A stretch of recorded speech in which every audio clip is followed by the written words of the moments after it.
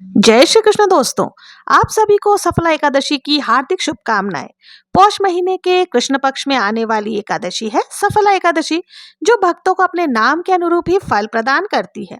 और इस बार साल 2025 में दिसंबर के महीने में तीन एकादशी व्रतों का संयोग पड़ रहा है, जिसमें से पहला एकादशी का व्रत मोक्षदा एकादशी को रखा गया था।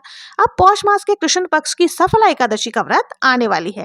इसके बाद में पौष महीने के शुक्ल पक्ष की पुत्रदा एकादशी का व्रत भी दिसंबर महीने के अंतिम तारीख को रखा जाएगा। आज के इस वीडियो में आप लोग जानेंगे सफला एकादशी की तिथि और शुभ मुहूर्त के बारे में, पारण हमें कब करना है और साथ ही इस दिन हमें क्या खाना चाहिए, क्या नहीं खाना चाहिए, कौन से ऐसे कार्य हैं जो हमें करना चाहिए, कौन से कार्य नहीं करने चाहिए, यानी सफला एकादशी की संपूर्ण जानकारी। तो चलिए वीडियो को शुरू करते हैं। इस बार एकादशी तिथि 14 दिसंबर रविवार को शाम 6:50 से शुरू हो रही है और एकादशी तिथि समाप्त होगी 15 दिसंबर सोमवार को रात 9:19 पर। ऐसे में इस बार एकादशी का व्रत 15 दिसंबर सोमवार को रखा जाएगा। 15 दिसंबर सोमवार को ही सफला एकादशी है। एक दिन पहले दशमी तिथि के नियमों का पालन किया जाएगा। 15 दिसंबर सोमवार को ब्रह्म मुहूर्त सुबह 5:29 से 6:17 तक रहेगी। सूर्योदय होगा सुबह 7:04 पर। सूर्यास्त होगा शाम 5:39 पर। इस दिन प्रातःकाल पूजा का सबसे शुभ मुहूर्त रहेगा सुबह 5:44 से 7:06 तक। शाम की पूजा का शुभ मुहूर्त 5:24 से लेकर 6:48 तक। देखिए, इस एकादशी के नाम से ही पता चलता है सफला यानी फलित होने वाली एकादशी। कैसा भी घोर पापी हो, अपने जीवन में सदैव विफल रहा हो, कभी सफलता प्राप्त ना किया हो, वो भी यदि इस एकादशी का व्रत पूजन करता है तो उसका जीवन भी सफल हो जाता है। इसलिए इस एकादशी को सफला एकादशी कहते हैं।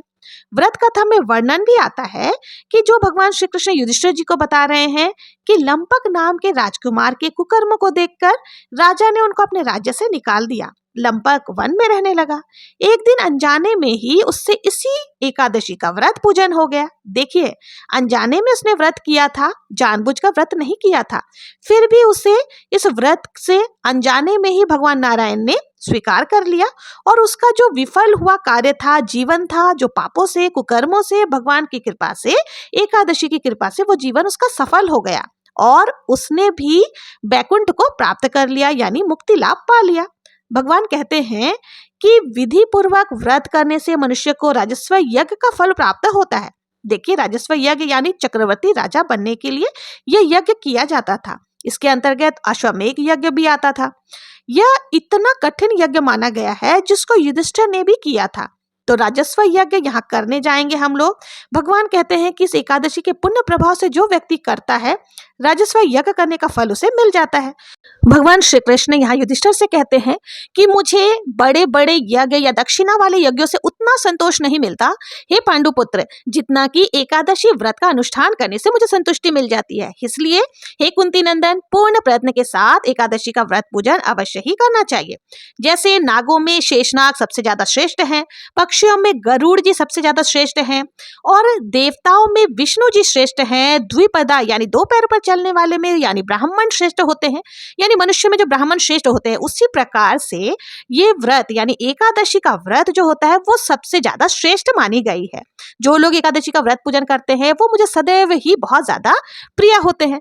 तो इसलिए आप ये जरूर से एकादशी का व्रत पूजन करना चाहिए। अब आइए जान लेते हैं कि एकादशी के व्रत पूजन में कौन कौन सी सामग्री सबसे ज्यादा जरूरी होती है। तो देखिए, एकादशी के दिन फलों से भगवान श्री हरि का पूजन करना चाहिए। इनमें सबसे ज्यादा नारियल यानी पानी वाला नारियल आपको लेना है, सुपारी आपको लेना है, बिजोरा नींबू, बिजोरा यानी थोड़ा सा बड़ा साइज का जो नींबू आता है ना, वो संतरे से थोड़ा छोटा, वो नींबू आपको लेना है। जंबीरा नींबू हो गया, अनार हो गए, आंवला हो गए, लौंग हो गए, बेर हो गए, ये विशेष रूप से आपको इस पूजन में जरूर से शामिल करना है। अब देखिए, आम भी आप ले सकते हैं, लेकिन इस समय आम नहीं मिलते हैं, तो कहीं कहीं आम भी मिल जाता है तो आप वो भी जरूर से ले सकते हैं। तो यानी भगवान श्री कृष्ण युधिष्ठिर से बता रहे हैं कि इस तिथि पर यानी सफला एकादशी के दिन विशेष रूप से हमको भगवान जी को ये सारे फल अर्पित करने चाहिए। और अर्पित किया हुआ फलों का हमें क्या करना चाहिए, तो देखिए ये गरीबों को अथवा जरूरतमंदों को अथवा किसी श्रेष्ठ ब्राह्मण को हमें दान कर देना चाहिए। तो इससे विशेष पुण्य की प्राप्ति होती है। अब आइए जान लेते हैं कि हमें इस दिन और क्या करना चाहिए। तो देखिए इस दिन हमें धूप दीप से पूजन जरूर से करना चाहिए विष्णु जी की। और सफला एकादशी के दिन यानी कि विशेष रूप से रात्रि में दीपदान करना बहुत ज्यादा अच्छा होता है। तो दीपदान हम लोग कहाँ कहाँ कर सकते हैं, तो देखिए जब संध्या काल चल रहा हो यानी सूर्यास्त होने वाला हो उस समय आप पीपल देवता के पास दीपदान कर सकते हैं, वट वृक्ष के पास आप दीपदान कर सकते हैं, आंवले के वृक्ष के पास, फिर तुलसी जी के पास आप दीपदान कर सकते हैं। इससे घर में लक्ष्मी की वृद्धि होती है। यदि आपके घर में शालिग्राम भगवान जी हैं तो शालिग्राम शिला हो तो उनके पास भी घी का दीपक जरूर से प्रज्वलित करनी चाहिए। इस प्रकार से आपको दीपदान करना चाहिए। और विशेष रूप से मुख्य द्वार पर आपको 2 दीपक अवश्य ही जलाने चाहिए। यह सफला एकादशी के दिन की आपको बात बता रही हूँ कि इस दिन आपको क्या क्या करना चाहिए। फिर भगवान जी को आपको पूजन कैसे करना है, तो आप लोग ये पूछेंगे कि भगवान के पूजन किस प्रकार से करना है। तो देखिए पूजा विधि मैंने ऑलरेडी चैनल पर डाल दिया, वहां से आप लोग देख सकते हैं कि सफला एकादशी की पूजा कैसे की जाती है। अब आइए जान लेते हैं कि एकादशी के दिन हमें क्या खाना चाहिए और क्या नहीं खाना चाहिए। देखिए मान्यताएं तो हर घर की अलग अलग है, हर जगह अलग अलग परंपराएं हैं, लेकिन शास्त्र क्या कहते हैं इस बात को भी हमें जरूर से सुनना चाहिए। तो देखिए शास्त्र कहते हैं कि एकादशी के दिन अथवा उपवास व्रत के दिन आपको क्या खाना चाहिए क्या नहीं। सबसे पहले मैं आपको बता दूं कि एकादशी के दिन सभी प्रकार के पाप जो होते हैं ना वो अन्न में निवास करते हैं। इसका वर्णन कहाँ आता है, कौन से ग्रंथ में आता है, तो बृहनारद पुराण में इसका वर्णन आता है। उसके श्लोक में ये बताया गया है कि हरिवासर यानी एकादशी, इसका अर्थ आप लोग समझिए कि ब्रह्म हत्या आदि जैसे महान पाप भी एकादशी यानी हरिवासर के दिन अन्न के आश्रय लेकर स्थिर रहते हैं। इसलिए एकादशी को अन्न खाने वाला उन पापों को ही ग्रहण कर लेता है, ब्रह्म हत्या का पाप ग्रहण करता है। और देखिए कहीं भी अन्न का वर्णन आता है तो प्राधान्यता हमेशा चावल को दी जाती है। ये ना शास्त्र के तर्क की बात है, मैं आपको आगे बता दूं कि अन्न की प्रधानता में चावल विशेष रूप से आता है, लेकिन जो मनुष्यगण है, जो संतगण है, वो कहते हैं कि किसी भी प्रकार का अन्न इस दिन सेवन हमें नहीं करना चाहिए। देखिए हमें एकादशी का जो व्रत है ना वो फल और दूध पर ही रखना चाहिए, सबसे श्रेष्ठ यही होता है।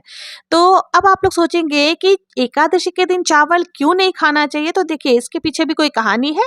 जी हाँ बिल्कुल कहानी है। देखिए पाप पुरुष को ना भगवान विष्णु ने वरदान दिया था, ये प्रसंग आपको पद्म पुराण में पढ़ने को मिल जाएगा। एकादशी महात्म के अंतर्गत जब एकादशी माता प्रकट हुई थी यानी जब भगवान विष्णु के देह से एकादशी माता प्रकट हुई तो उन्होंने मूर नामक दैत्य का वध कर दिया था।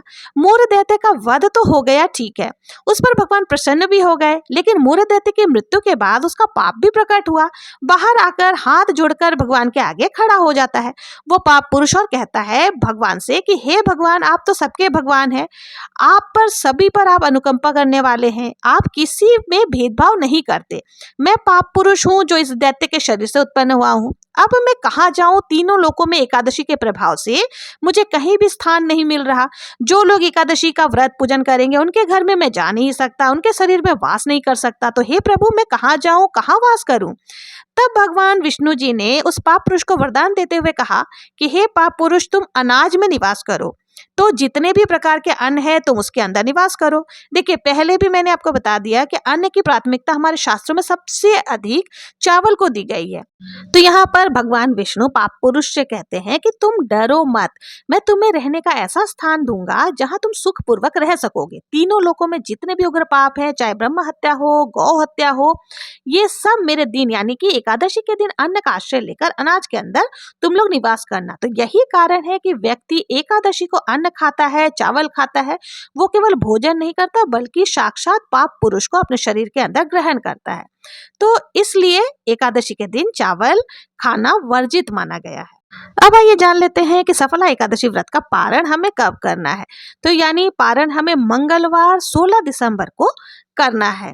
तो आपको देखिए ये सफला एकादशी व्रत का जो पारण का शुभ मुहूर्त रहने वाला है, उपवास खोलने का शुभ मुहूर्त है 16 दिसंबर मंगलवार को सुबह 7:05 से लेकर 9:11 तक आप कर सकते हैं। एकादशी व्रत के नियमों का पालन 3 दिन तक किया जाता है, दशमी तिथि से लेकर द्वादशी तिथि तक। ऐसे में इस बार दशमी तिथि रविवार को पड़ने के कारण आपके मन में यह प्रश्न होगा कि तुलसी जी के पत्ते किस दिन तोड़े, तो आप तुलसी पत्ता शनिवार को तोड़ करके रख सकते हैं। तो दोस्तों ये थी सफला एकादशी व्रत की संपूर्ण जानकारी। आप लोगों को ये जानकारी कैसी लगी? अगर वीडियो जरा भी यूजफुल लगी हो, पसंद आई हो, तो प्लीज मेरे चैनल को सब्सक्राइब जरूर से करें और ज्यादा से ज्यादा शेयर जरूर से करें ताकि और लोगों को भी इसका लाभ प्राप्त हो सके। मिलते हैं नेक्स्ट वीडियो में किसी और पूजा विधि के साथ। तब तक के लिए जय श्री कृष्णा, जय श्री हरि विष्णु।